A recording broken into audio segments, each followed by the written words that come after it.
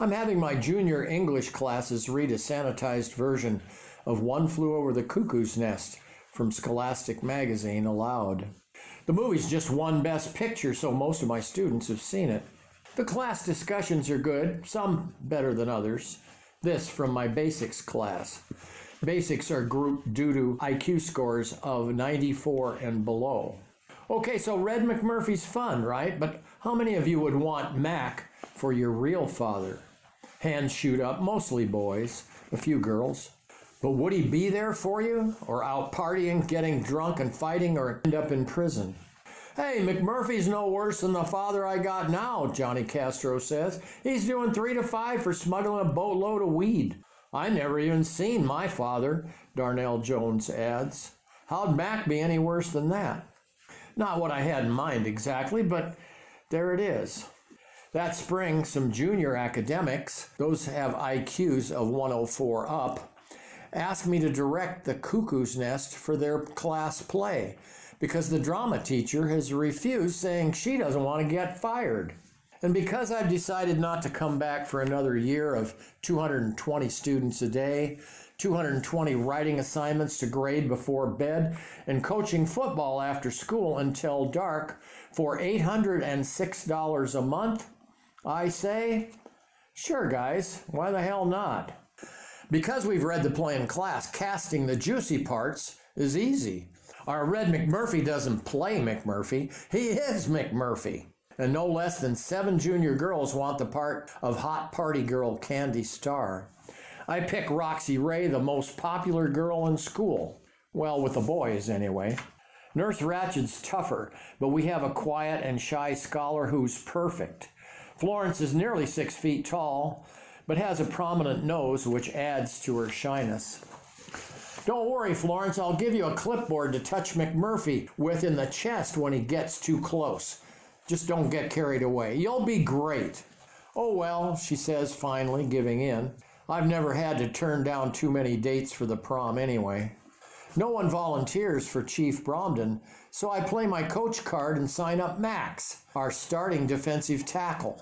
Because of a motorcycle accident, his face is badly scarred and one eyelid droops, so off the field he's very withdrawn.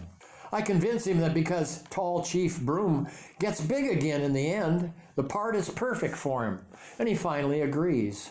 I have to pull my coach card again for the big nurses' ward aides, Warren and Washington. And I talk 2 of my wide receivers on board, pointing out they'll be the first black athletes to be in a dramatic production at Key West High ever.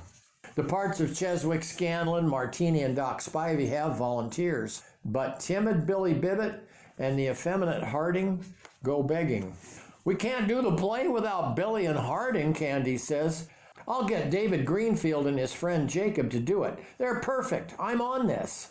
David Greenfield is so shy, he wouldn't even read Billy Bibbett's part in class, as he gets bullied enough for being frail and timid already. And Jacob's a maybe too, even though he's the only boy in school who seems comfortable being effeminate. It's Key West after all. But he's not a slam dunk.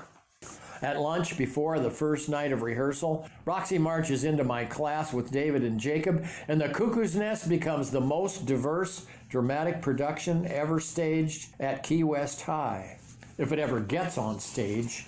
Our problem is Principal Dr. Terrence Drummond, Ed D., who is pretty much our Nurse Ratched, and not happy when he finds out I'm directing a play about inmates trying to take over their asylum. David Greenfield's mother just called, and she's very upset because her son says he's in a scene with a prostitute. Candy is referred to as a party girl in the script, not a prostitute. Well, be that as it may, I think the play is inappropriate for high school and you need to cancel it. So this gets my inner McMurphy up, way up. Okay, then you'll have to fire me and tell that cast of wonderful kids you're canceling the play yourself, Drummond, I say to a man who can't stand not being addressed as doctor. Saturday night is our last performance, and Chief Bromden has already escaped out the stage window, big again, and a spot is focused on Mac lying alone, arms outstretched on the cross of his bed. As the spot dims to black, the audience realizes that the play is over and rise in a standing O. The applause continues until the cast comes back out on stage from the wings. As Candy Star, Billy Bibbit, and Harding step forward holding hands to bow, Candy gives sheepish Billy a peck on the cheek, and whistling catcalls and stomping erupt their classmates. Chief Bromden, Nurse Ratched, and Red McMurphy step forward, taking deep bows, and as the curtain closes in front of them, someone in the audience shouts, "Any chance you could do one more performance tomorrow night?" Max's mother books Louie's backyard for the cast party, and of course McMurphy spikes the punch. Max's mother says, "The play is the best thing that ever happened to her son, and now he's even saying he wants to take acting classes in college." Max and Florence end up on the dance floor and go to the junior prom together, a prom Max and Florence never thought they'd get to go to at all. McMurphy and Candy drive away after midnight in his '56 Chevy convertible, our high school romantic stars aligning perfectly. Billy and Harding sit at a table by themselves and drink quietly until sometime after 1, when we notice they've disappeared. Monday morning during a class break, David Greenfield comes in and he tells me he didn't get home until after 4 a.m. and sat on the porch outside, a little drunk, until his mother came out and smelled his breath. "You've been drinking," he tells me she said. "Aren't you ashamed of yourself, David?" And with a grin he says, Billy Bibbit stammered, "No, mother, I'm not."